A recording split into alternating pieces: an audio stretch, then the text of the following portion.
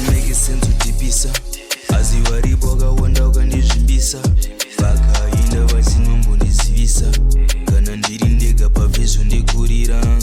at least pazveoma zvaiwo muri paside since pokaenda honestly handizi right hapana chekuzvitsa geswitsa kwelife life ingori race zvekukwikwidza netime haupo me again nekuti ndakusuwa